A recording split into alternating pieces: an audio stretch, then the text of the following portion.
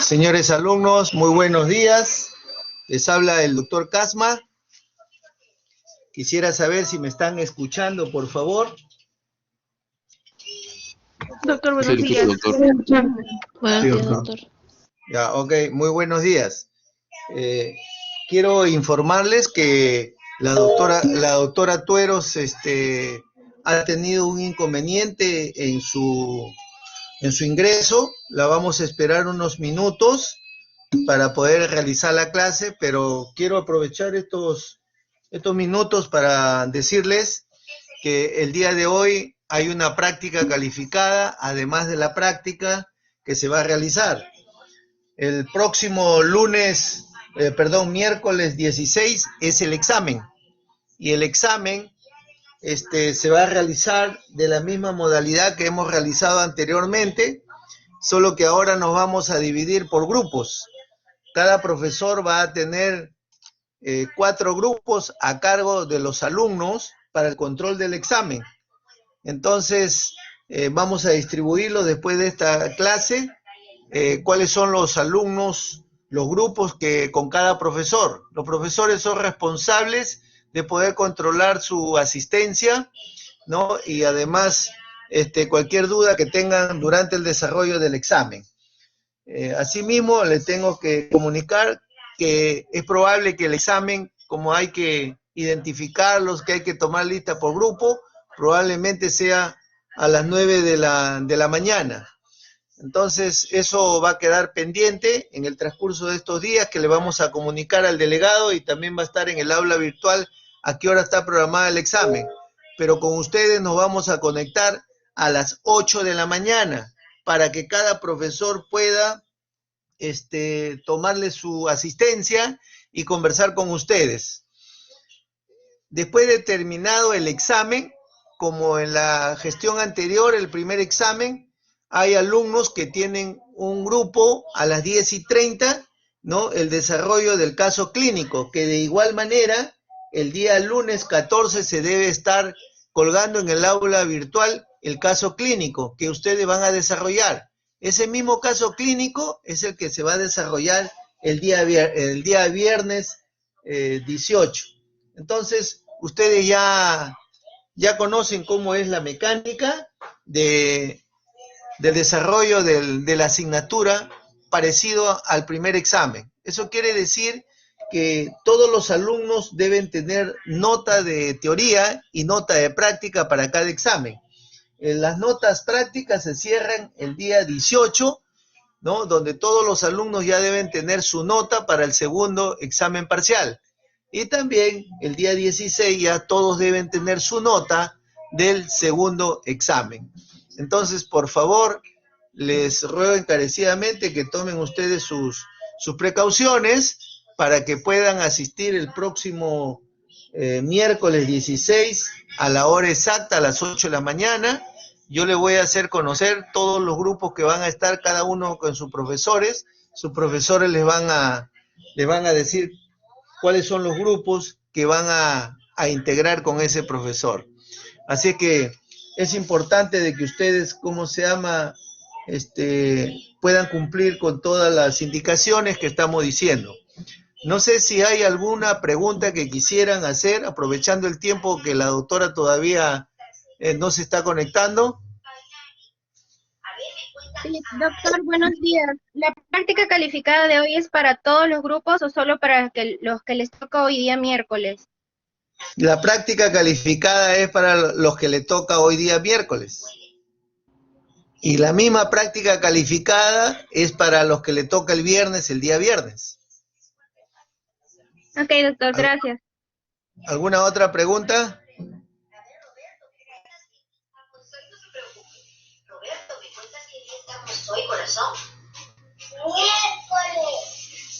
Bien, creo que no hay ninguna otra pregunta, entonces vamos a conversar con la doctora. Vamos a esperarla un momentito para que, se pueda conectar con ustedes, porque ha tenido un desperfecto.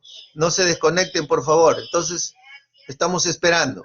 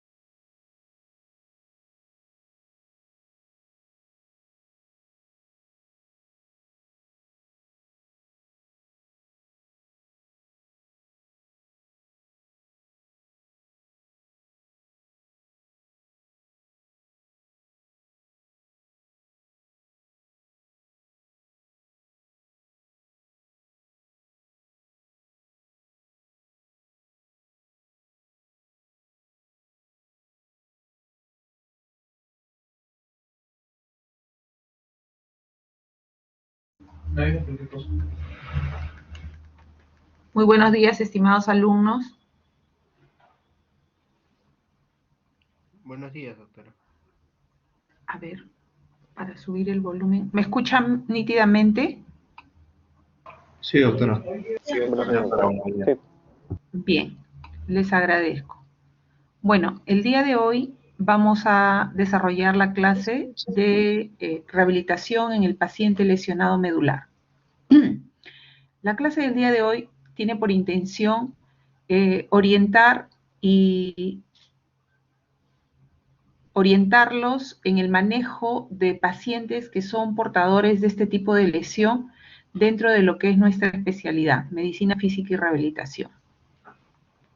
No pretende ser una clase de anatomía, no pretende ser una clase de neuroanatomía, sin embargo, es necesario y muy importante que podamos recordar algunos conceptos que son básicos, que son elementales para que ustedes puedan hacer el diagnóstico de este tipo de lesiones, donde lo más importante es que ustedes puedan determinar el nivel de la lesión, porque es a través del nivel de la lesión que ustedes van a poder establecer el programa que le corresponde a cada paciente. En este sentido, aquí tenemos que recordar algunos conceptos de anatomía, ¿no?, de neurología, que no solamente les van a servir pues para este tipo de lesiones, ¿no? Aquí en esta imagen, solamente para poder precisarles que nosotros en el Hospital de Policía trabajamos teniendo en cuenta diversos programas de pacientes con discapacidad, ¿no? Siendo uno de ellos, diría yo, uno de los más importantes, el paciente con lesión medular, ya que, como ustedes comprenderán, la población que nosotros atendemos es una población cautiva que está expuesta, muy expuesta a sufrir este tipo de lesiones por el tipo de trabajo que desempeñan, ¿no? Intervenciones policiales, donde pueden ser afectos a traumatismos, caídas, heridas por proyectil arma de fuego, y bueno, como vamos a ver más adelante también, otro tipo de etiologías, ¿no? Solamente para mencionarles que en el hospital se trabaja con programas de lesiones medulares, ¿no?, que recibe todo el apoyo de la institución y del Estado. Inclusive hay una directiva o una normativa que está reconocida por una ley del Congreso que implementa este tipo de pacientes con diversas ayudas biomecánicas, si es que su lesión ha sido adquirida a consecuencia del servicio, ¿no? Entonces es por ello que conocemos de repente un poquito más en función a esto, ¿no? Luego también tenemos un programa de lesiones centrales, donde se trabaja diferentes patologías, secuelas de diferentes patologías que tienen origen a nivel central, ¿no? Luego tenemos un programa de pacientes amputados, que creo que van a desarrollar una clase de teoría también. También igualmente la institución los apoya considerablemente con la implementación biomecánica. Luego un programa de lesiones por nervios periféricos, que también ya hemos tenido una clase de práctica y de teoría. Y un programa de desarrollo psicomotor, ¿no? Siendo pues de repente uno de las áreas o de los programas que se orienta a la atención de los hijos del personal policial, ¿no? Bien. Solamente aquí para recordar, ¿no? Nosotros, si hablamos del sistema nervioso, tenemos que recordar que tenemos lesiones a nivel central, ¿no?, que involucra, algunos lo incluyen a la corteza cerebral y a la médula espinal, ¿no? Sin embargo, debemos diferenciar las lesiones que van a afectar directamente a la corteza cerebral, ¿no?, y a las lesiones que van a diferenciar a la médula espinal, ¿no? Y es por eso que tenemos un programa de lesiones centrales propiamente que afectan la corteza y programa de lesiones medulares que van a afectar la médula espinal propiamente. Recordar también que dentro de la evaluación o dentro de lo que consideramos lesiones neurológicas, también tenemos las lesiones de nervios periféricos, que es una clase que ya hemos tenido, recuerden ustedes, ¿no? Entonces, cuando hablamos de sistema nervioso, tenemos que precisar si estamos hablando de lesiones centrales de corteza, lesiones de médula o lesiones de nervios periféricos, ¿ok? Bien. Aquí igualmente para recordar, ¿no?, que tenemos a nivel de columna vertebral, tenemos una región cervical, una región dorsal, una región lumbar y una región sacra, ¿no? Y cada una con una correspondiente, con un nivel neurológico correspondiente, ¿no? Es solamente para recordar esos aspectos. Entonces, ¿a qué llamamos, ¿no?, lesiones o consecuencia de lesiones a nivel de médula espinal? Vamos a decir que es el daño que va a afectar directa o indirectamente a la médula espinal, ¿no?, trayendo como consecuencia una alteración motora, sensitiva y neurovegetativa. Cuando hablamos de neurovegetativo, estamos hablando, recuerden ustedes, de todo lo que es el control vesical, el control intestinal, el control de la erección también, ¿no? Es importante, ¿no?, que ustedes consideren esta definición. ¿Por qué? Porque toda vez que ustedes tengan un paciente que tenga una alteración motora, que tenga una alteración sensitiva y una repercusión neurovegetativa, ustedes deben de sospechar de una lesión de esta naturaleza, es decir, de una lesión de médula espinal. Como les mencioné, es muy importante que nosotros tengamos claro y preciso estos términos, ¿no? Estos términos que se definen aquí, tetraplegia o cuadriplegia, ¿no? Que acá hay una definición muy interesante, ¿no?, que ustedes la pueden leer, pero que se las voy a traducir. Pues, ¿no? Obviamente, si hablamos de tetra o cuadri, estamos hablando de un compromiso de las 4 extremidades, ¿ok? Y para ello significa que si estamos hablando de lesiones medulares, la afectación será a nivel de mi médula cervical. Cuando hablamos de ¿no?, tenemos que tener en cuenta que estamos hablando de la evidencia de la alteración de los miembros inferiores. Y esto se va a presentar cuando nosotros tenemos una lesión a nivel de la médula dorsal, lumbar o sacra. Solamente nos va a comprometer los miembros inferiores y la parte que corresponda al tronco, abdomen o pelvis, dependiendo del nivel de la lesión. Cuando hablamos de plejía, sabemos nosotros que nos estamos refiriendo al movimiento activo, ¿correcto? Y la plejía es, pues, como ustedes recordarán, la ausencia total del movimiento activo, ¿no? Y también podríamos tener la disminución de este movimiento activo que se va a presentar por la disminución de la fuerza muscular. En ese caso tendríamos una tetraparesia o una cuadriparesia, en su defecto una paraplejía o una paraparesia, ¿correcto? Es importante también que recordemos qué cosa es un miotoma. Y dentro de la definición neurológica que tenemos, es el área de músculos o el grupo de músculos que van a estar inervados por una raíz específica. Obviamente, una raíz motora, ¿no? Entonces, ¿cómo evaluaremos un miotoma? Sencillamente a través de un movimiento. Esto lo podremos ejecutar cuando evaluamos miotomas de miembros superiores o miembros inferiores. Pero si nosotros estamos evaluando un segmento que corresponde a la zona del tronco, abdomen o pelvis, entonces tendremos que evaluar lo que corresponde a los dermatomas. ¿Y qué cosa es un dermatoma? Es el área de piel que va a estar inervada por una raíz sensitiva. Y ahí ustedes recordarán lo que aprendieron en semiología cuando evaluaban los dermatomas con una agujita, con un algodoncito, y tenemos que ir evaluando las áreas de piel en forma progresiva. Entonces, en este tipo de lesiones, nosotros tenemos que determinar un nivel neurológico y un nivel esquelético. ¿Qué cosa es esto? Esto, diría yo, es lo más importante que debemos de abstraer de todos estos términos, ¿no? Porque es a través de la determinación del nivel neurológico que va a involucrar el miotoma y el dermatoma comprometido que nosotros vamos a poder precisar cuál es nuestro nivel de lesión. Y es a través del nivel de lesión que nosotros vamos a poder diseñar el programa de rehabilitación y plantear las metas que debe lograr nuestro paciente teniendo en cuenta este nivel.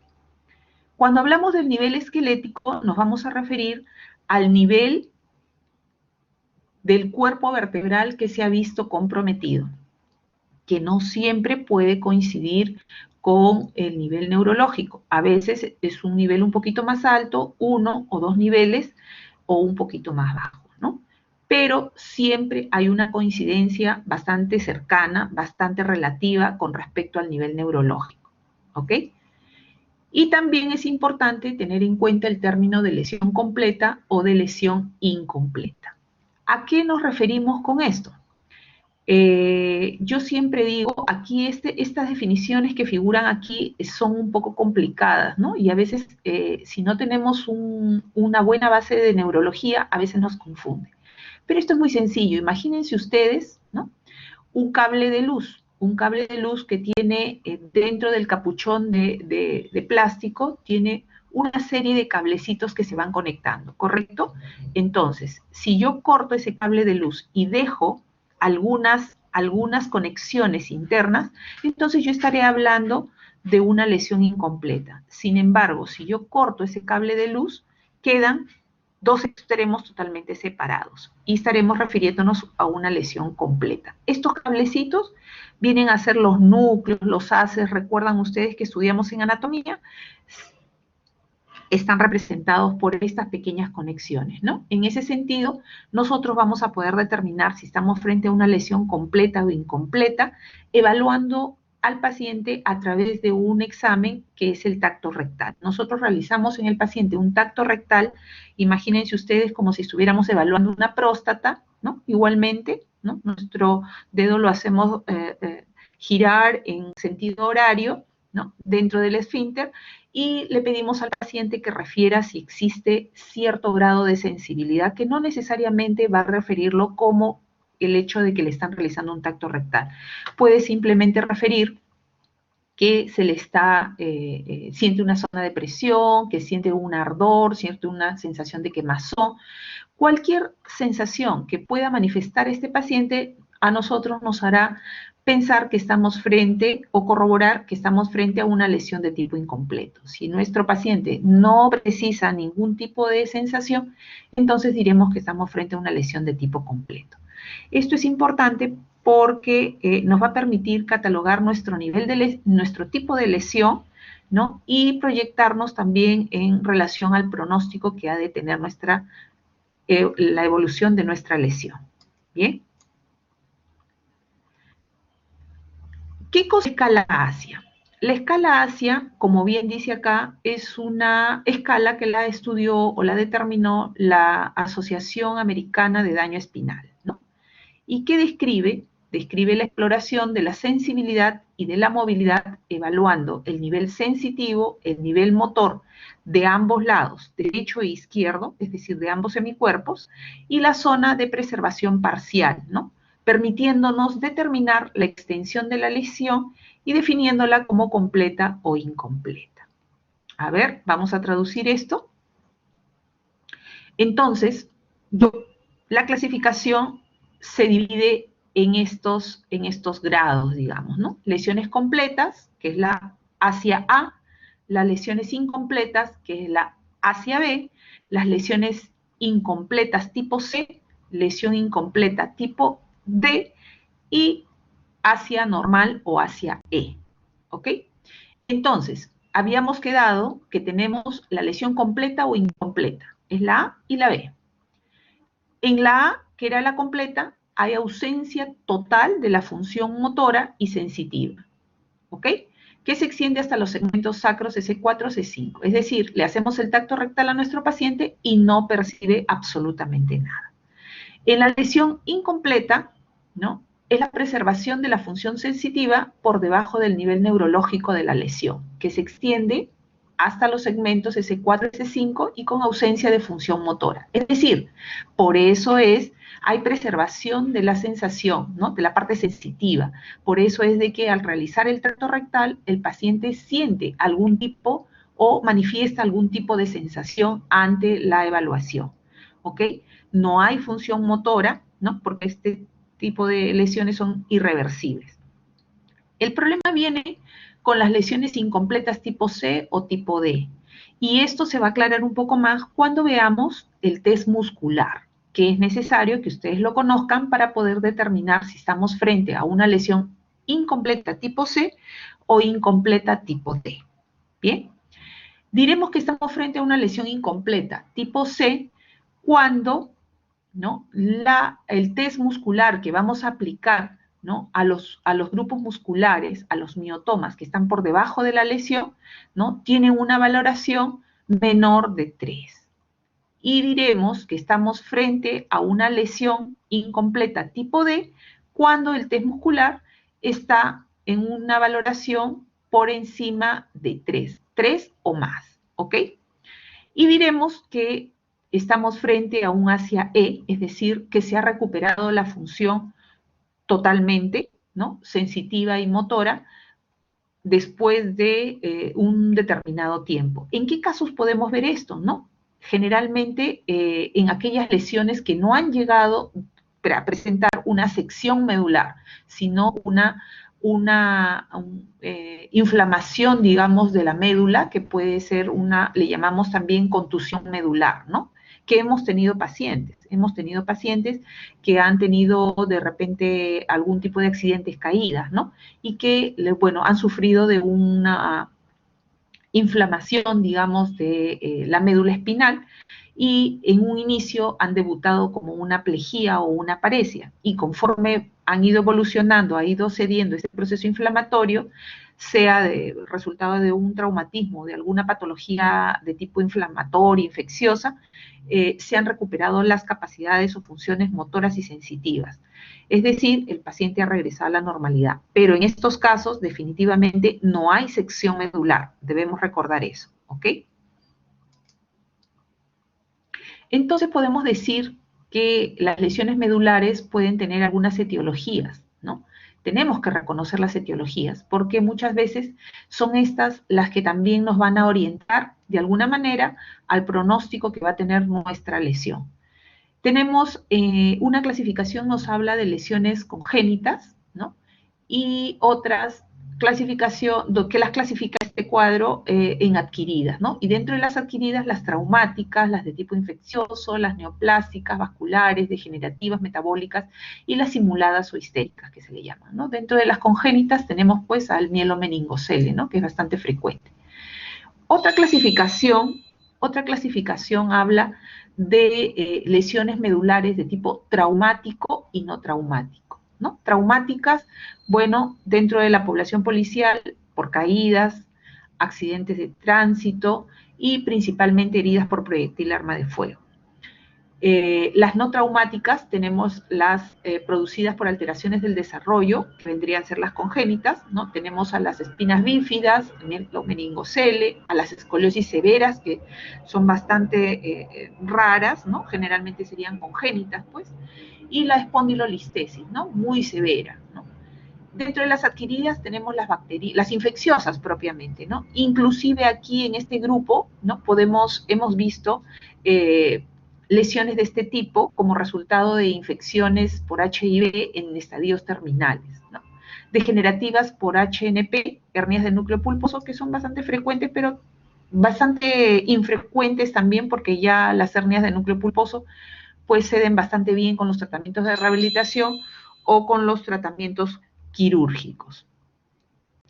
Las secundarias a neoplásicas, ¿no?, a lesiones oncológicas, a lesiones vasculares, que yo no he visto en todos los años que tengo de experiencia, Las idiopáticas son bastante frecuentes, ELA, espondilitis lateral amiotrófica, la esclerosis múltiple, las neuromielitis, y las iatrogénicas que pueden ser secundarias a tratamientos con radiación o a cirugías, ¿no? Son importantes tener en cuenta estas causas que pueden originar este tipo de lesiones. A ver, dentro de la evolución o de la evaluación clínica de este tipo de pacientes, generalmente nosotros tomamos como modelo a los pacientes que tienen etiologías traumáticas, ¿no? ¿Por qué? Porque es donde mejor podemos evidenciar las fases que se presentan en este tipo de lesión. Estas fases son dos, la fase de shock medular y la fase de recuperación refleja. Se dice que la etapa de shock medular va a iniciar desde el momento en el que se presenta la lesión o la injuria o el daño sobre la médula espinal, independientemente de la etiología que pueda presentarse, ¿no? Y va a durar, ¿no? No hay un tiempo preciso, la literatura habla hasta varias semanas, que pueden ser 7, 8 semanas, ¿no? Pero como parámetro nosotros tenemos la aparición de los reflejos bulbocavernosos y cremasterianos, ¿no? Entonces, hasta ese momento que nosotros evidenciemos clínicamente la aparición de estos reflejos, nosotros consideramos la etapa de shock medular, que se va a caracterizar básicamente porque va a haber una parálisis total, ¿no? Va a haber una plejía total de los movimientos por debajo del nivel de la lesión, ¿no? Recuerden que nosotros tenemos que evaluar todos los grupos musculares que estén por debajo del nivel de la lesión, ¿no? Porque todo lo que esté por encima de nuestro nivel de lesión significa que está conservado o está sano. Tenemos también anestesia total, ¿no? Pérdida de la sensibilidad total, tenemos arreflexia, pérdida total de los reflejos por debajo del nivel de la lesión, tenemos hipotonía de los esfínteres, ¿no? Va a haber incontinencia vesical, incontinencia rectal, va a haber reflejo vésico-ureteral, va a haber abolición de la función sexual también, ¿no? Y luego, en la siguiente etapa, que le llamamos recuperación de la actividad refleja, ¿no? Vamos a, como habíamos dicho, vamos a decir que esta va a iniciar cuando evidenciamos la presencia de los reflejos, principalmente bulbocavernosos y cremasterianos, ¿no? Esta etapa se va a prolongar pues ya hasta la cronicidad, ¿no? Aquí vamos a ver que comienzan a instalarse las respuestas patológicas reflejas, ¿no? Como el Babinski, los clonus, puede haber un incremento del tono, ¿no? Que puede llegar hasta la espasticidad. La vejiga neurogénica se va ya a establecer, ¿no? Adoptando algunas características dependiendo del tipo de vejiga que tenga el paciente, ¿no? Vamos a recuperar en algunos casos la erección refleja, ¿no? Y puede aparecer, ¿no? Cierto grado o pueden haber ciertos grados de respuesta sensitiva dependiendo del nivel del tipo de lesión, si es que estamos frente a un ASIA B, C o D, ¿no? Como lo habíamos mencionado anteriormente. ¿Cómo vamos a hacer el diagnóstico, ¿no? Que es la parte también importante que ustedes deben de recordar, ¿no? Esto simplemente nos vamos a tener que orientar del examen físico. Hay algunas pruebas diagnósticas como las placas radiográficas, de repente que nos van a orientar a determinar el nivel vertebral, del cuerpo vertebral que puede estar comprometido, ¿no? O también una resonancia magnética que nos va a precisar el nivel medular que puede estar comprometido, ¿no? El estudio o la aplicación de la prueba para determinar si estamos en qué tipo de lesión, ¿no? Según la escala ASIA, que también va a estar pues dentro de lo que es el examen físico, ¿no? Y el examen físico se les va a aclarar mucho más teniendo en cuenta o recordando esto. Estos son los miotomas, ¿no? Estos son los miotomas que debemos de recordar. Esto yo no lo he inventado. Si ustedes recuerdan, esto lo han estudiado en semiología. Y es importantísimo que ustedes lo recuerden, porque esto les va a permitir evaluar este tipo de lesiones y otras lesiones más también de lo que conciernen a lesiones de tipo neurológico en general, ¿no? Entonces debemos recordar que la raíz C5, ¿no? Te va a permitir flexionar el codo, ¿no? La raíz C6 te va a permitir hacer la extensión de la muñeca, la raíz C7 le va a permitir a usted hacer la extensión de los dedos, ¿no? La raíz C8, flexionar los dedos, ¿no? La raíz de 1, abducir el quinto dedo, y de ahí, como ven ustedes, nos saltamos hasta la raíz L2, que vamos a tener que evaluarla a través del movimiento de flexión de cadera, L3, los extensores de rodilla, L4, los dorsiflexores de tobillo, L5, el extensor largo del primer dedo, y LS1, el flexor plantar del tobillo. Entonces nosotros vamos a pedirle al paciente que ejecute estos movimientos y vamos a ir valorándolos de acuerdo a esta clave que hay aquí, y esto nos va a permitir determinar el test muscular, ¿no? Vamos a decir que tiene un valor de 0 cuando hay una parálisis total, es decir, no hay movimiento activo.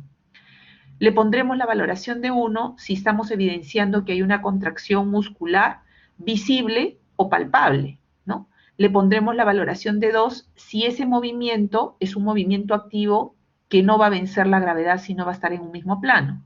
Le pondremos la valoración de 3 si es un movimiento activo contra la gravedad. Habíamos mencionado que el Asia C, nosotros la íbamos a determinar si a través del test muscular teníamos una valoración de hasta 2, ¿no es cierto? Y decíamos que teníamos un Asia C si teníamos una valoración de 3 o 4, ¿ok? Entonces, le pedimos al paciente que ejecute el movimiento, y si este movimiento logra vencer la gravedad, entonces le pondremos una valoración de 3.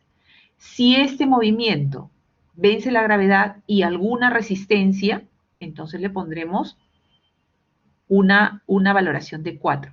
Y si este movimiento vence la gravedad y además vence una gran resistencia, le pondremos una valoración 5. Y entonces diremos que es un movimiento normal, donde 0 no hay movimiento y la valoración 5 hay movimiento normal, ¿ok?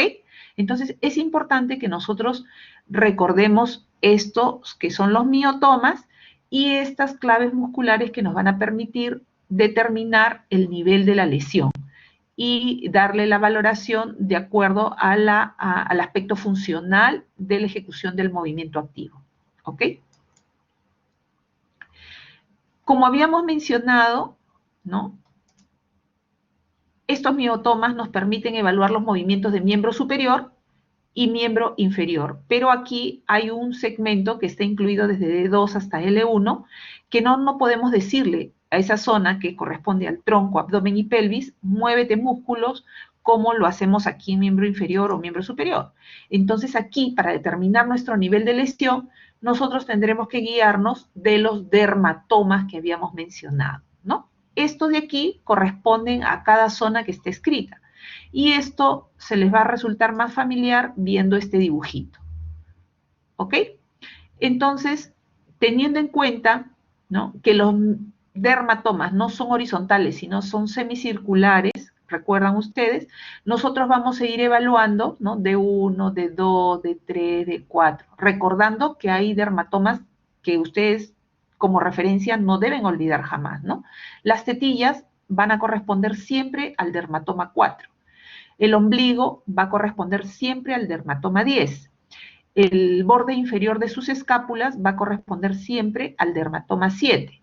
Entonces nosotros iremos evaluando, tanto en el lado derecho como en el lado izquierdo, como recuerdan ustedes que lo hacían en semiología, con su agujita, con su algodoncito, ¿no?, en forma superficial y un poquito más profundo, y vamos a ponerle una valoración que va a estar en función a esta clave sensitiva, ¿no? Acá hay un pequeño error.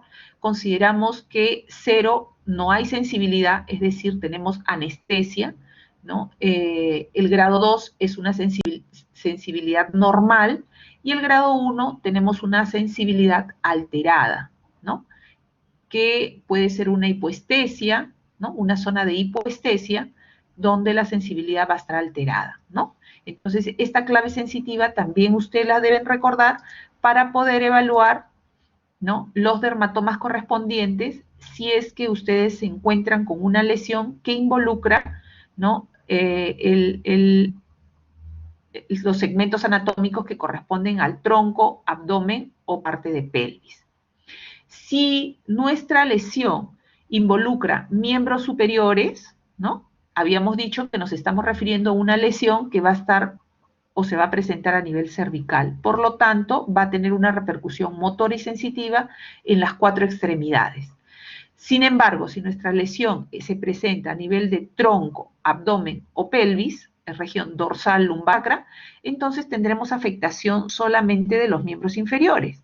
Obviamente que si nuestra lesión, mientras más alta sea, va a coger pues más pelvis, más abdomen, más tronco, ¿ok?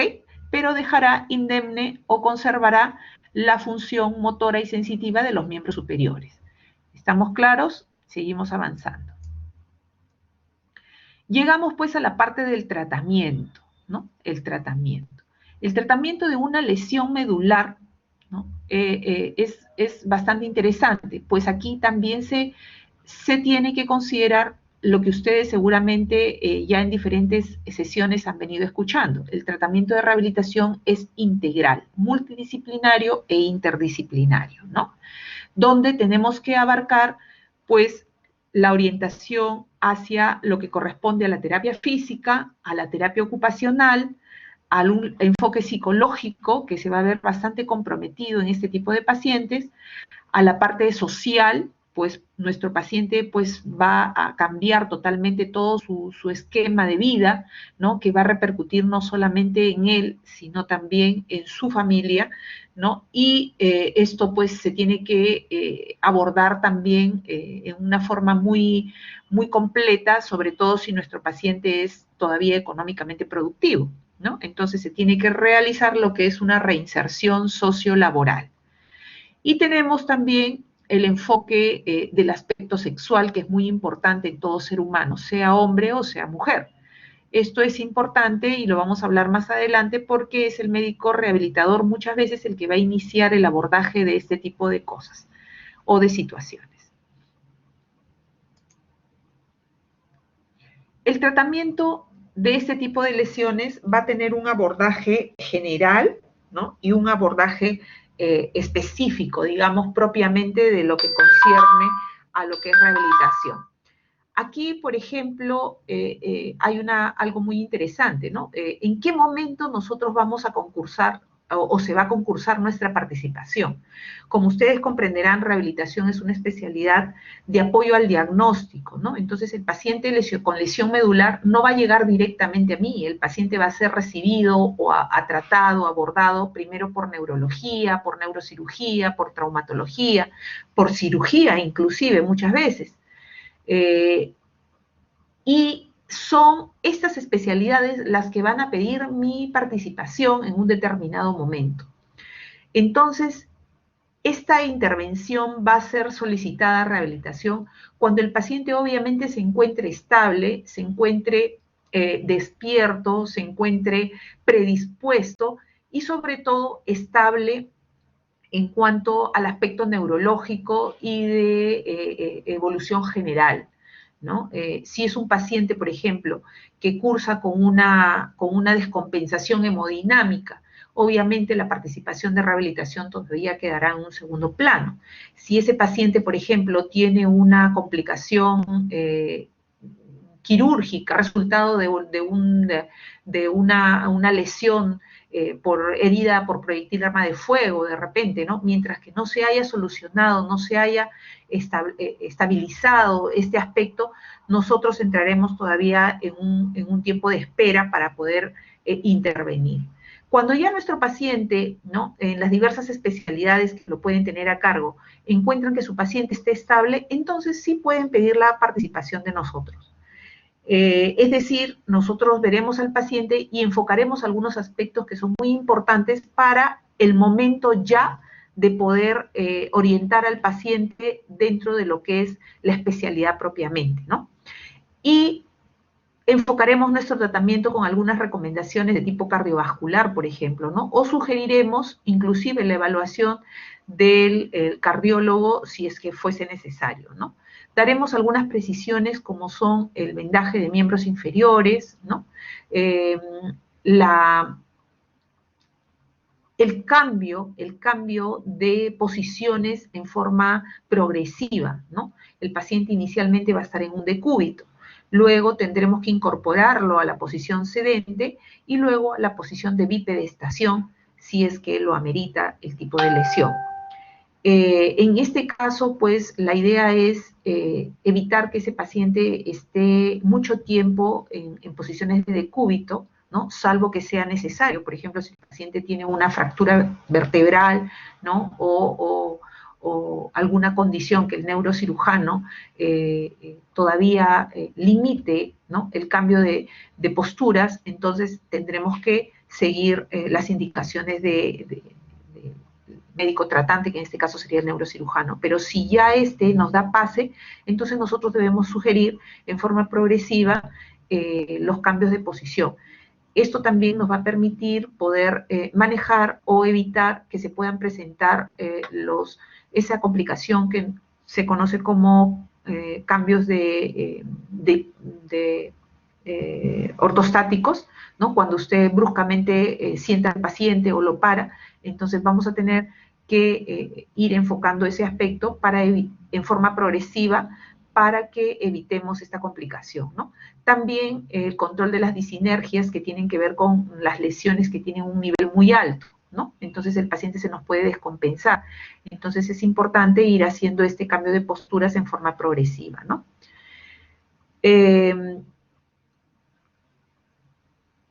Tendremos que recomendar también, ¿no?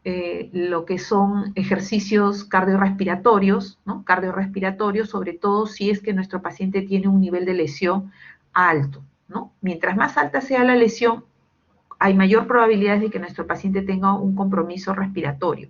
Entonces tendremos que insistir o incidir en la fisioterapia de tipo respiratorio. Dentro de lo que son el manejo de la parte genitourinaria, también tendremos que orientar al paciente a la evaluación del urólogo, ya que es importante que veamos, ¿no?, qué tipo de vejiga tiene nuestro paciente, para poder orientarlo también en forma conjunta con el urólogo al manejo de la vejiga neurogénica, ¿no? Orientaremos al paciente o le enseñaremos al paciente a realizar el cateterismo intermitente, que significa que en forma horaria el mismo paciente se va a realizar, o si él no tiene la capacidad de hacerlo porque tiene un nivel de lesión muy alto, se le enseñará pues a un familiar a cateterizarlo, ¿no? Entonces eso nos permitirá hacer la evacuación del residuo en la vejiga y obviamente evitar la posibilidad de que puedan haber infecciones del tracto urinario recidivantes, ¿no? Haremos también o recomendaremos los lavados vesicales periódicos para evitar pues que haya un remanente de residuo que sea un medio de cultivo para infecciones. Se trabajará en conjunto con el urólogo para poder manejar algún tipo de medicación que pueda facilitar los esfínteres, ¿no? La apertura o cierre de los esfínteres. También se le sugerirá al paciente la ingesta o la administración del ácido ascórbico con la idea o intención de acidificar el pH de la orina. De esa forma, también se dice de que podemos evitar la posibilidad de que se generen infecciones del tracto urinario. Cuidados de piel, ¿no? Es muy importante, debemos recomendar las movilizaciones de los pacientes cada 2 horas, sobre todo si el nivel de la lesión del paciente lo limita para que éste pueda movilizarse en forma independiente, ¿no? Recomendaciones gastrointestinales, ¿no? Dependiendo del nivel de la lesión, habrá que sugerir o entrenar a algún familiar para que haga la extracción manual de las deposiciones, ¿no? Y si no es así, tendremos que educar al paciente en una evacuación horaria, así como se hace con los niños, ¿no? En algunos casos es necesario utilizar pues enemas, utilizar supositorios o sustancias estimulantes que le faciliten la evacuación, ¿no? Orientar al paciente también en la ingesta de una dieta abundante en residuos, ¿no? Porque como hemos tenido una afectación a nivel medular, lo más probable es que el peristaltismo también se vea alterado y la posibilidad de que los residuos fecales sean más lentos en su avance a través del intestino, ¿no? Entonces tenemos que ayudar al paciente con la ingesta de líquido, las dietas y las sustancias que hemos mencionado. Y aún así, en muchos casos es necesario, como les digo, hacer la extracción manual, ¿no? Y llegamos pues al tratamiento de rehabilitación propiamente, ¿no? El tratamiento de rehabilitación no existe un programa único, no existe. Eso va a depender del nivel de la lesión que tenga nuestro paciente, ¿no? Si el nivel mientras más alto sea el nivel de la lesión, como había mencionado, el tratamiento tendrá que orientarse con bastante minuciosidad hacia la ejecución de ejercicios respiratorios, con la intención de mantener la función ventilatoria, ¿no? Es decir, tendremos que tratar de ayudar o enseñar al paciente a que utilice la musculatura secundaria accesoria para facilitar sus capacidades residuales respiratorias. El tratamiento de los pacientes con lesión medular básicamente va a estar orientado a una actividad física, ¿no? A un ejercicio, a la terapia del ejercicio, como le llamamos, ¿no? O cinesiterapia. Aquí vamos a utilizar o indicar, ¿no? Ejercicios pasivos inicialmente, ejercicios activos, luego ejercicios activos asistidos, o activos resistidos en su momento, ¿no? Y será pues ya la pericia del médico rehabilitador indicar oportunamente en el momento en el que se encuentre su paciente. Si es un paciente agudo, imposible que yo le pueda dejar un ejercicio activo resistido, ¿no? Tendré que iniciar con un ejercicio pasivo probablemente. También tendremos que tener muy en cuenta que el tratamiento no solamente se debe brindar a la parte donde hay preservación de la función motora y sensitiva, sino también a las zonas que se encuentran plégicas o paréticas, ¿no? Ya que nuestro trabajo será básicamente recuperar aquellos miotomas o dermatomas que se puedan encontrar parcialmente dañados, ¿no? Porque recuerden ustedes que determinado el nivel de la lesión, todo lo que esté por debajo va a estar comprometido y todo lo que esté por arriba de la lesión va a estar conservado. Entonces, muchas veces nuestro tratamiento va a estar orientado, entre comillas, a la parte sana, ¿no? Mucho más orientada a potenciar o a recuperar los miotomas parcialmente dañados. ¿Por qué? Porque son estos los que van a reemplazar o nos van a permitir ayudar a ese paciente a lograr reemplazar de repente algunos movimientos que ha perdido, ¿ok? Entonces aquí tendremos que recordar que tenemos los ejercicios pasivos, activos, activos puros, activos asistidos y los activos resistidos. Para esto también tenemos que tener en cuenta que debemos trabajar todo lo que concierne a la respuesta que tiene que ver con el control postural, tanto la coordinación y equilibrio. Para ello también emplearemos los ejercicios que se van a tener que indicar o diseñar en un programa de colchoneta, ¿no? Donde la idea será inicialmente que nuestro paciente logre, dependiendo del nivel de lesión, logre ponerse en cambio de posiciones en el decúbito. Es decir, si se encuentra en el decúbito dorsal, logre ponerse al decúbito ventral y viceversa. Dependiendo del nivel de la lesión, trataremos que ese paciente se incorpore de la posición decúbito a la posición sedente. Y si seguimos avanzando y tenemos un mejor nivel de lesión, ¿no? Tendremos que indicar que ese paciente logre el cambio de posición de la posición sedente a la posición de bipedestación y la marcha progresiva si lo favorece el nivel de la lesión. Es importante que recuerden ustedes que todo este proceso se hace pues en un programa de colchoneta donde se van a trabajar, digamos, movimientos en un solo plano, ¿no? Luego cambiando los planos y luego fortaleciendo también los diferentes grupos musculares para que pueda adoptar este paciente una posición de 4 puntos, que es la posición de gateo, luego la posición de 2 puntos, que es la posición de arrodillado, y luego la incorporación a la bipedestación y la marcha si es que el nivel favorece al paciente.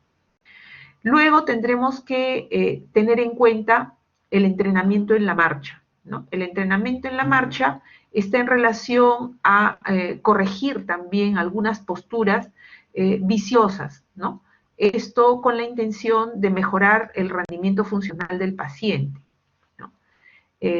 Como ven ustedes, todos estos objetivos que yo busco a través de mi programa de rehabilitación van a ser muchas veces coadyuvados con la indicación y el uso correcto de algunas ayudas biomecánicas, como pueden ser soportes, bastones, andadores, corsets, ¿no? Férulas, que se van a indicar dependiendo de cada nivel de lesión. O sea, no hay un programa único, rígido, y aquí cada una de estas indicaciones yo las voy a ir detallando o, digamos, insistiendo dependiendo de nuestro nivel de lesión. Obviamente, si yo tengo un paciente, por ejemplo, con un nivel cervical, ¿no?, de lesión cervical, yo dentro de mi programa jamás incluiré pues entrenamiento en marcha, porque obviamente por el nivel de la lesión, ese paciente jamás va a lograr, así lo trabaje los 365 días del año, jamás va a lograr ese objetivo o esa meta, ¿no? Ponerse en bipedestación y marcha.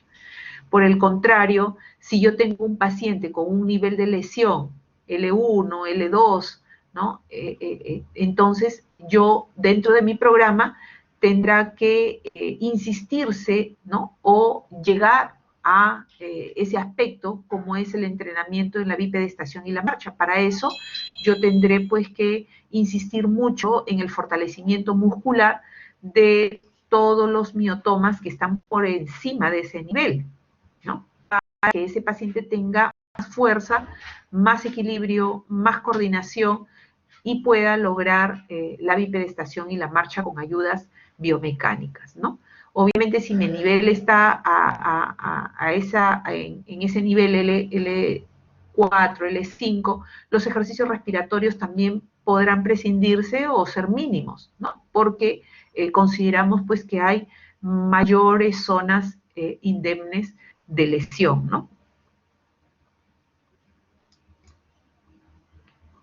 Aquí, para detallar solamente algunas ayudas biomecánicas que podemos utilizar con nuestros pacientes, que las vamos a ver en unas imágenes más adelante. Tenemos sillas de ruedas que son mecánicas y las sillas acá está mal expresado, ¿no? Son sillas electrónicas, ¿no? Sillas eléctricas no se dice, ¿no? Generalmente las sillas electrónicas van a ser para pacientes que tienen niveles altos, ¿no? O sea, lesiones cervicales, cuadriplégicos, ¿no?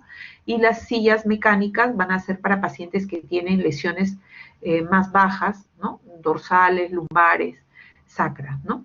Tenemos los corsets, ¿no?, que generalmente este tipo de corsets lo va a indicar el neurocirujano dependiendo del compromiso vertebral que pueda tener el paciente. Generalmente nosotros vamos a trabajar con corsets semirrígidos, ¿no? Estos son corsets rígidos. Y lo que sí vamos a utilizar mucho son los soportes largos, ¿no?, que los vamos a ver en un momento. ¿Cuáles son las metas que nosotros buscamos lograr con nuestro paciente? Obviamente, recuperar la función motora de los miotomas que están parcialmente dañados y potenciar aquellos que están sanos, o sea, por encima de la lesión, para que estos puedan suplir de repente de alguna forma las funciones que se han visto comprometidas por los miotomas que van a estar afectados por debajo de mi nivel de lesión.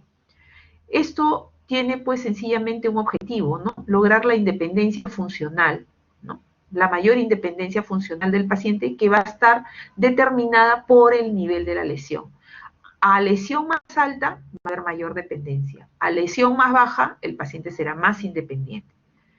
Esto obviamente va a redundar pues en una integración social, ¿no? Si ese paciente tiene una lesión muy alta, probablemente se va a ver limitado en cuanto a integración social. ¿Por qué? Porque no va a poder salir solo, de repente no va a poder hablar mucho, ¿no? Se va a cansar, no va a poder desenvolverse, va a requerir siempre del apoyo de otras personas para la mayor cantidad de actividades que tiene que realizar, ¿no? Entonces va a ser dependiente. Sin embargo, si es una lesión baja, ¿no? Si es una lesión más baja, probablemente este paciente va a poder integrarse mucho mejor dentro de la sociedad, porque va a tener la posibilidad de desplazarse y lograr independencia, ¿no? Obviamente, todas estas metas tienen por objetivo mejorar la calidad de vida, que como ya habíamos dicho, no solamente está orientada a las capacidades funcionales, sino a todo un contexto social y también sexual, ¿no? Las metas que vamos a buscar con estos pacientes son básicamente de orientación física, ¿no? Donde lo que vamos a nosotros lograr es mejorar las posturas del paciente, ¿no? Sea en posición sedente, o sea, sentado, o en posición de bipedestación. Mejorar, pues, el trofismo, ¿no? La fuerza muscular remanente que podamos tener dependiendo del nivel de la lesión, ¿no? Y eso hace que nosotros consideremos que las terapias, si bien es cierto, tienen un tiempo establecido, ¿no? Generalmente se considera que en un paciente con un nivel alto, es decir, cervical, un paciente cuadripléjico, se considera que aproximadamente entre 4, máximo 6 meses debe haber logrado sus metas, ¿no? Porque son pocas las metas que tiene que lograr, ya que los miotomas que tenemos que recuperar son pocos. Sin embargo, si tenemos un paciente con un nivel más bajo, es decir, tenemos un paciente parapléjico, podremos incrementar su tiempo. Y la teoría dice, ¿no? Los protocolos de rehabilitación que generalmente han sido planteados en el Instituto Nacional de Rehabilitación, que es el ente de rehabilitación a nivel nacional, plantean de que nuestro paciente debe lograr sus metas mínimo entre 6 a 8 meses. ¿No? Un paciente parapléjico. Obviamente, considerando que ha sido trabajado adecuadamente y que no ha cruzado con factores intercurrentes a lo largo de su evolución, ¿no? Entonces, pasado estos tiempos, se refiere de que ya realmente mucho más no va a mejorar el paciente. Obviamente, estamos hablando de un paciente estable, ¿no? Porque generalmente, si hablamos, las realidades a veces son distintas, ¿no? Por ejemplo, los pacientes del hospital de policía, hemos tenido pacientes que los hemos tenido hospitalizados hasta más de un año. ¿Por qué? Porque son pacientes que se han complicado con problemas de abdomen quirúrgico, de heridas en piel, han hecho escaras, infecciones, cuadros sépticos, ¿no?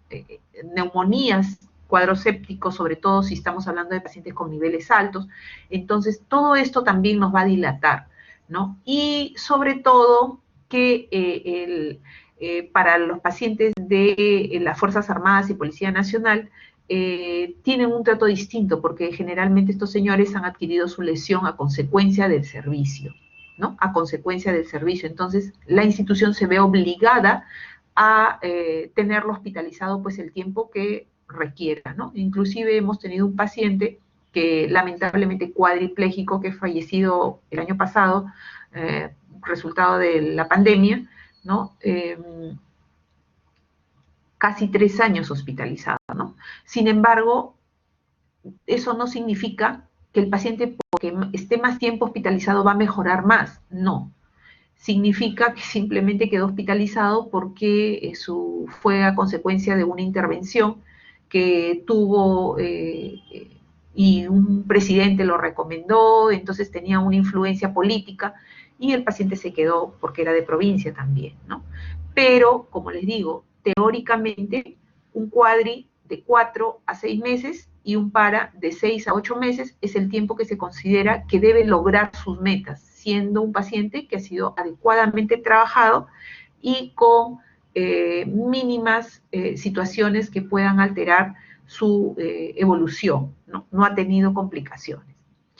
Tenemos metas funcionales, ¿no? Metas funcionales que van a estar orientadas, pues, al uso correcto de las ayudas biomecánicas, a su desplazamiento, ¿no? Tanto en silla o en marcha, si es que el nivel lo permite, ¿no? A mejorar las capacidades cardiorrespiratorias, a mejorar, ¿no? Todo lo que concierne al sistema evacuatorio, sea vesical o rectal, ¿no? Y compensar también la actividad sexual, que es uno de los objetivos que nosotros también trabajamos en ayuda o con la ayuda del psicólogo y con la ayuda del urólogo, ¿no? En el caso de los varones, habíamos mencionado como respuesta a un daño neurovegetativo, se pierde la capacidad de erección. Entonces, existen en el mercado, ustedes saben, sustancias vasodilatadoras que tipo sildenafilo, tadalafilo, ¿no? Que van a mejorar la vasodilatación y van a favorecer la erección, ¿no? Antiguamente, antes que hubieran estas sustancias, habían las sustancias que se inyectaban en los cuerpos cavernosos, ¿no? Y se favorecía esta respuesta de la erección, ¿no? Y facilitaba pues un acto sexual, ¿no? Sin embargo, se mejora la capacidad motora, pero la respuesta sensitiva, o sea, la capacidad sensitiva no se va a recuperar ni aún con la medicación que usted pueda indicar a estos pacientes, ¿no? Sea las prostaglandinas que se inyectan en los cuerpos cavernosos, sea el uso de prótesis penianas, o sea las sustancias como el tadalafilo o sildenafilo que puedan haber en el mercado, ¿no? En el caso de las mujeres, pues es distinto, ¿no? Porque no se tiene que evidenciar ningún tipo de erección para poder realizar la actividad sexual. Sin embargo, aquí, tanto en el varón como en la dama, se tiene que trabajar, pues, en la parte psicológica y con el médico rehabilitador, quien generalmente es la persona que logra establecer la mayor empatía o el mayor vínculo con el paciente, ¿no? La pareja tiene que descubrir o tiene que conocer las zonas de preservación de la sensibilidad que tiene su paciente para poder aprovechar estas zonas y poder, pues, compensar de repente la parte sensitiva que se ha visto comprometida en el desempeño de esta actividad sexual, ¿no? En cuanto a las metas ocupacionales, tenemos que tener en cuenta que estamos hablando de pacientes jóvenes, la reinserción sociolaboral es nuestro objetivo, ¿no? Y tenemos que trabajar con la asistente social, con la psicóloga, y bueno, también con de repente las instituciones que van a dar cabida a el desempeño productivo de estos pacientes. Dentro de las complicaciones tenemos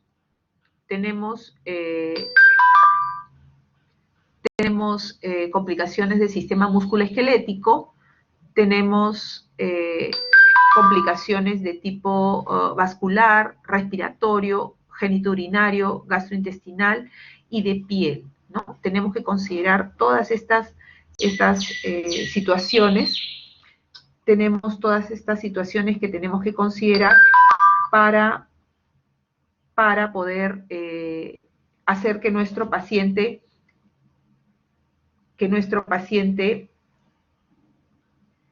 pueda evolucionar adecuadamente. Aquí tenemos que tener en cuenta que estos pacientes, por ejemplo, por la inmovilización prolongada que tienen, están sujetos a fracturas patológicas. Entonces tenemos que tener mucho cuidado, sobre todo si es que tenemos un tono incrementado, ¿no? Es decir, estos pacientes tienen espasticidad. Tenemos que tener mucho cuidado con complicaciones de tipo gastrointestinal, ¿no? Por ejemplo, cualquiera de estas situaciones que puedan generar una alteración en la homeostasis del paciente, una herida, un intestino ocupado, o sea, un estreñimiento crónico, una infección urinaria, una uña encarnada, pueden actuar como un detonante para poder desencadenar unas complicaciones que habíamos mencionado en un inicio, ¿no? Las disinergias o las respuestas a este nivel, sobre todo si estamos hablando de lesiones altas, ¿no? Por encima de D6. Son mucho más frecuentes en pacientes con lesiones altas cuadriplégicos, ¿no? Pero la literatura describe que por encima de D6 podrían presentar. Entonces, si este paciente viene con una descompensación hemodinámica que cursa básicamente como una crisis hipertensiva, entonces lo primero que tenemos que hacer en este tipo de pacientes es identificar si no hay ninguna complicación en estos sistemas que puede estar descompensando al paciente, ¿no? Una infección, como les digo, sistémica, pues una neumonía, una infección por una herida infectada, una fractura, una uña encarnada, una vejiga que no está siendo evacuada adecuadamente, un estreñimiento crónico, puede desencadenar este tipo de complicaciones.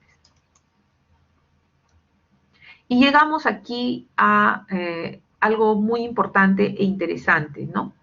¿Qué es lo que va a lograr nuestro paciente dependiendo del nivel de lesión? Los niveles neurológicos, habíamos dicho, era muy importante establecer nuestro nivel neurológico, ¿no? Que se iba a evaluar a través de los miotomas, ¿no?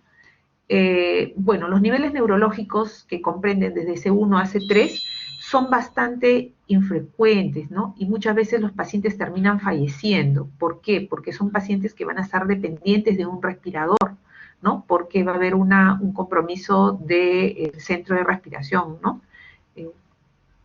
Y generalmente estos pacientes se nos van a complicar y van a terminar falleciendo, ¿no? Son de un grado de dependencia total, ¿no? Estos pacientes van a tener solamente movimientos bastante limitados, ¿no? De la cabeza y el cuello. Van a requerir del uso de una silla de ruedas, ¿no? Con respaldar alto y apoyo cefálico, ¿no? Porque no van a tener un adecuado control cefálico, menos un control de tronco, ¿no? ¿Recuerdan ustedes a esta niñita que balearon en la vía expresa que se llamó Romina, que por asaltar a los abuelitos le dispararon a la niña? O Superman mismo, ¿no? Tenían niveles que estaban comprendidos aquí, ¿no? Generalmente estos pacientes fallecen casi instantáneamente si tienen una lesión a este nivel. Los pocos que sobreviven no duran mucho tiempo, porque van a ser dependientes de un respirador y van a estar pues sujetos o van a ser muy, muy predispuestos a sufrir infecciones de tipo respiratorio, ¿no? Generalmente los pacientes que logran sobrevivir y bueno, tienen también bastantes limitaciones son los pacientes que tienen un nivel neurológico C3, C4, ¿no? Aquí también vamos a ver que hay un control cefálico que va a ser un poquito mejor, pero aún con todo van a requerir el apoyo cefálico en su silla de ruedas, ¿no? Van a tener que tener sujeción de la parte cefálica y también del tronco, porque no van a tener un buen control de estos aspectos. Su respiración al inicio puede ser asistida y luego, trabajándolo adecuadamente, puede mejorar, ¿no? Pero también van a estar muy propensos a sufrir infecciones respiratorias. La dependencia, pues obviamente va a ser pues también bastante importante, ¿no? Su desplazamiento definitivamente va a ser a través de una silla de ruedas electrónicas que va a tener un control cefálico o un control con el mentón, ¿no?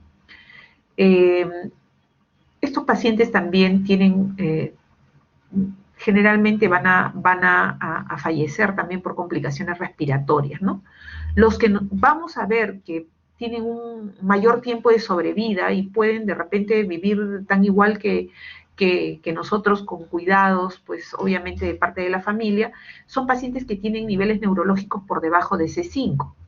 Aquí, si nosotros recordamos los miotomas que habíamos mencionado, el nivel neurológico C5 te permite flexionar los codos, ¿no? Flexión de codos. Entonces, vean ustedes aquí en la imagen, el paciente puede lograr hacer este movimiento, ¿no? Y con algunas ayudas de este tipo de férulas, por ejemplo, el paciente puede tener de repente cierto grado de dependencia mínima, ¿no?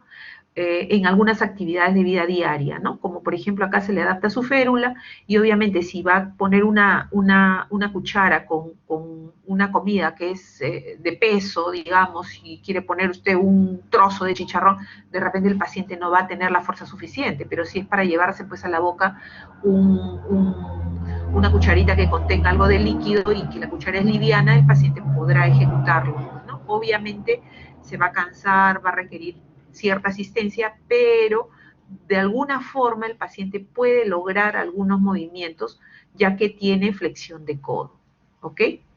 También vamos a ver que el paciente puede empujar sus sillas de ruedas. Si ustedes recuerdan una silla de ruedas, a ver, vamos a ver más adelante, tiene unos aros, ¿no? Paralelos a la llanta.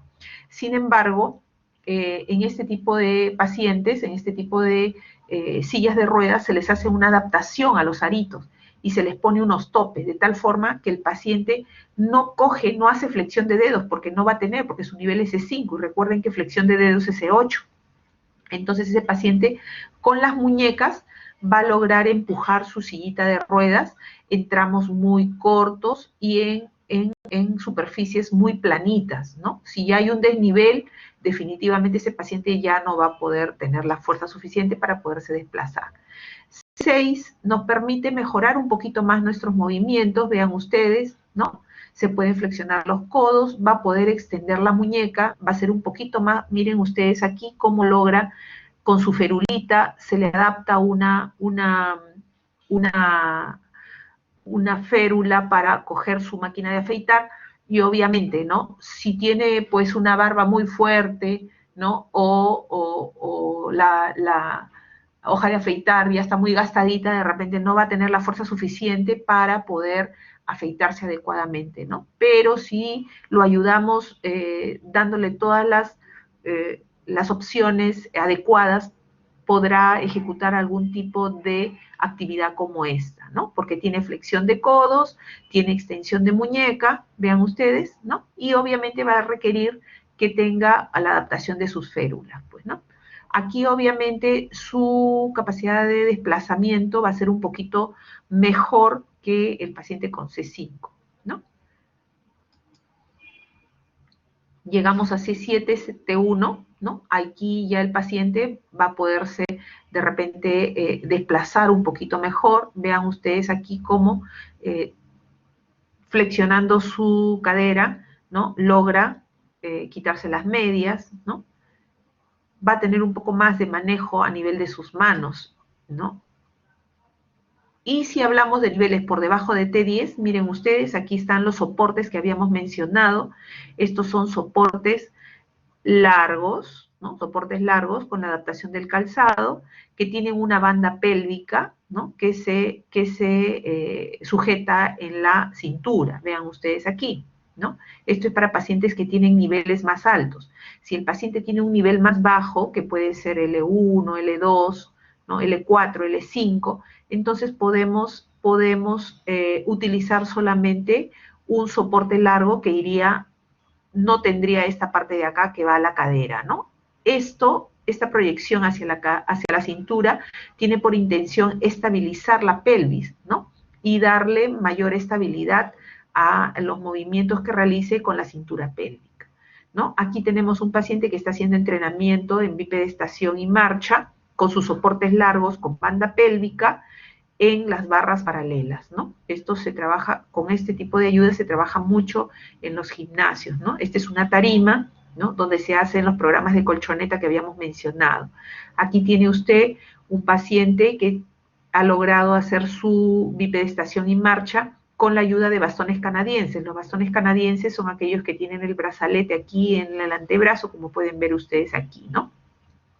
Hay que tratar de mejorar esta postura porque, vean, se predispone mucho a la hiperlordosis, ¿no? Y a la cifosis dorsal, ¿no? Vean ustedes, entonces hay que a veces ayudar al paciente colocándole un corset, ¿no? Dorso lumbar para mantener la posición, evitar la posición cifótica que podemos ver aquí, ¿ok?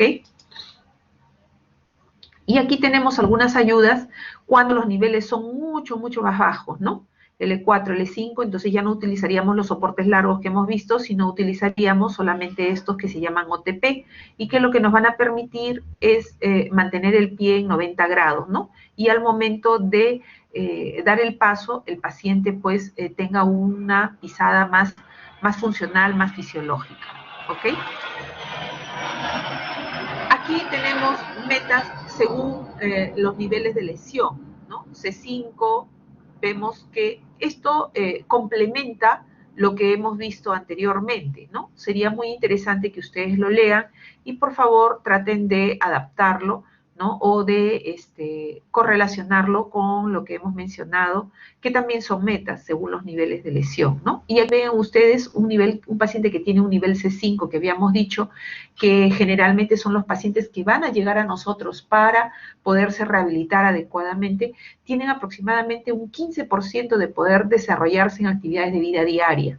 No van a lograr caminar y generalmente su trabajo va a ser 100% de tipo intelectual, ¿no? Conforme vamos bajando, C6, que significa que ya tenemos un poquito más de control de nuestra muñeca y de nuestra manito, vamos a mejorar un poquito en la posibilidad de poder desarrollar actividades de vida diaria, como lo habíamos visto, el paciente que se afeita, 25%, ¿no? Miren, aún con todo es bastante, es poco, ¿no? Para poder hacer autovalimiento, ¿no? No va a caminar, va a trabajar o va a tener que ayudarse definitivamente de las férulas que hemos visto, ¿no? U otras férulas a veces también que se le pueden adaptar, por ejemplo, para teclear la computadora, para contestar un teléfono, van a adaptarse a una serie de férulas. Si tenemos un paciente que tiene D1, recuerden, D1 era abducción del quinto dedo, eso significa que tenemos conservada o parcialmente conservada nuestra raíz C5, que es la flexión de codos, nuestra raíz C6, que era la extensión de la muñeca, nuestra raíz C7, que era la extensión de los dedos y del codo, y nuestra raíz C8, que es la flexión de los dedos. Quiere decir que prácticamente podemos darle uso a nuestro brazo, ¿no? Porque vamos a poder manejar tanto el codo como la mano, ¿no? Mejora nuestra capacidad para poder desarrollar actividades de vida diaria en un 50%, no va a caminar todavía este paciente, porque va a haber compromiso de la parte del tronco, va a haber compromiso por debajo del nivel de la lesión, o sea, desde D2 va a estar abolido hacia abajo todo, y su trabajo va a ya poder involucrar actividades de tipo manual, ¿no? D6, recuerden ustedes que la tetilla es D4, ¿no? Estamos hablando por debajo de nuestra tetilla, más o menos la apéndice sifoides, ¿no? D6, vean ustedes, el paciente va a tener mayor independencia, probablemente todavía no va a lograr caminar, con la actividad laboral probablemente va a centrarse también en los trabajos manuales, ¿no? Y aquí también complementamos nuestras funciones, nuestros objetivos funcionales, ¿no? En relación a los niveles de lesión, ¿ok? Habíamos mencionado por debajo de C3, C4, ¿no? Hay control motor del cuello, que es pobre, ¿no? Va a tener la posibilidad de impulsar su silla, habíamos mencionado, con el mentón o con una palanca bucal, ¿no? Vamos a tener que va a ser dependiente y va a requerir de ventilación asistida, ¿no? C5 era la flexión de los codos, recuerden, ¿no? Va a haber buena movilidad de los hombros, va a levantar los hombros, va a haber flexión de codos y mejora pues su capacidad para los movimientos, ¿no? Y así sucesivamente iremos avanzando, ¿no? Si tenemos un compromiso por debajo de C8, que era la flexión de los dedos, ¿no? La parte respiratoria va a mejorar, ¿no? Ese paciente va a poder manejar sus manitos porque tiene flexión de dedos, probablemente él va a poder hacerse el cateterismo, ¿no? Y conforme vamos viendo que los niveles van descendiendo, vamos a ver que este paciente va a poderse desplazar de una superficie a otra, ¿no? O sea, de su cama a su silla, de su silla a una silla convencional o un mueble, ¿no? Porque va a tener fuerza en los hombros, en los brazos, en las manos y un parcial control de tronco, ¿ok? Y finalmente, vean ustedes, si tenemos niveles por debajo del L1, L2, ese paciente de hecho tiene que caminar, ¿no? Y la marcha va a poderse desempeñar de dos tipos, ¿no? Una marcha péndula y una marcha alterna. Le llamamos marcha alterna, no sé si ustedes alguna vez han visto a los pacientes con polio, ¿no? Los pacientes con polio también son pacientes medulares, y hay pacientes que caminan, ¿no? Avanzan los bastones y se impulsan como si fueran un conejito, toda la pelvis, saltan, ¿no? Y desplazan toda la pelvis hacia la parte anterior. Esa es una marcha péndula, ¿no? Camina con la fuerza de sus brazos. En cambio, una marcha alterna es una marcha que va a avanzar primero una pelvis, avanza un bastón, luego la otra pelvis, avanza el otro bastón, y así va avanzando el paciente en forma progresiva, marcha alterna. La diferencia, ¿en qué diferencia cada uno? El nivel de la lesión. Si yo veo que ese paciente hace marcha alterna, quiere decir que su nivel de lesión es más bajo, ¿no? Generalmente va a estar por debajo, ¿no? De L1, L2, ¿no? L2 habíamos dicho que era flexión de cadera. Si está por encima de L2, ¿no? Que puede ser desde un paciente con una contextura adecuada, ¿no? Un peso adecuado, que se ha entrenado adecuadamente, desde una lesión a nivel del ombligo que es de 10, ¿no? Inclusive hasta de 9, puede lograr bipedestación y de repente dar unos cuantos pasitos en forma péndula, ¿no? Como un conejito saltando, pero eso lo va a realizar pues con la fuerza de sus brazos, ¿no? Si el paciente es muy gordo, no tiene un buen entrenamiento físico, no ha fortalecido adecuadamente sus brazos, jamás va a poder hacer eso, ¿no? Porque él va a avanzar, ¿no? Con la fuerza de sus brazos, si es que tiene un nivel por encima de L2, ¿ok? Entonces, lo ideal es, como les digo, ¿no? El trabajo del rehabilitador es identificar el nivel de la lesión. Y teniendo claro el nivel de la lesión, yo voy a empezar a estimularlos, de tal forma que voy a potenciar a los miotomas que estén sanos y a los que estén parcialmente dañados. Identificando mi nivel de la lesión por debajo del nivel de la lesión, lo único que voy a hacer es nada más. No voy a recuperar la función motora porque eso ya está abolido, ¿no? Lo que voy a hacer es mejorar o mantener lo que esté por encima de la lesión y que involucre un daño parcial o que se encuentren indemnes. Bien, entonces, esto es lo que yo quería transmitirles, ¿no? Mencionarles el día de hoy.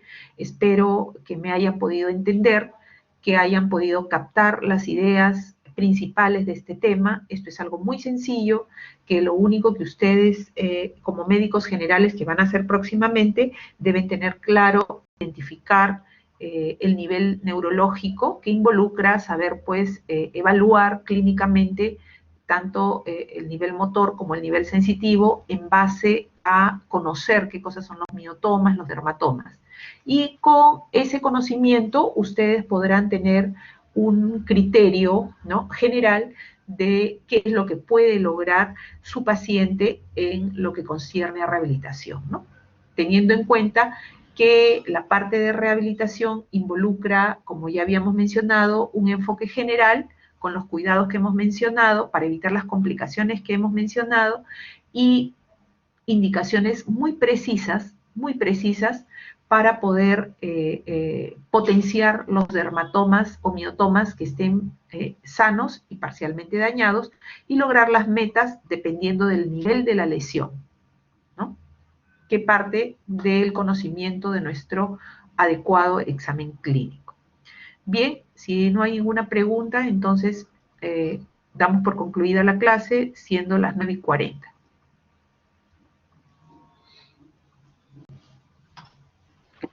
Gracias, doctora. Gracias, doctora. Bien.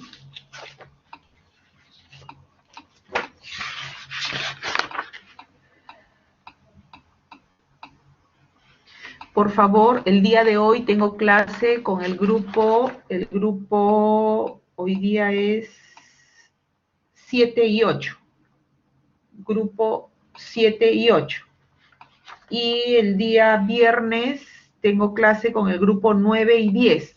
Por favor, si se comunican conmigo, el grupo 9 y 10, en ese momento si me pueden dar una llamadita, les voy a agradecer. 9 y 10. El grupo 7 y 8, que es el día de hoy, son las 9:30. ¿Les parece si nos encontramos a las 10?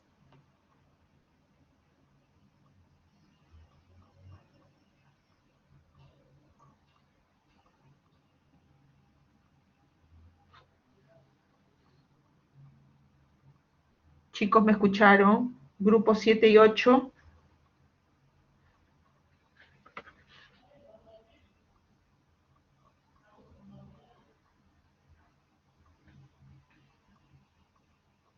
Diez y media empezamos con el grupo 7 y 8. Y si se comunica conmigo el grupo 9 y 10, por favor, les voy a agradecer.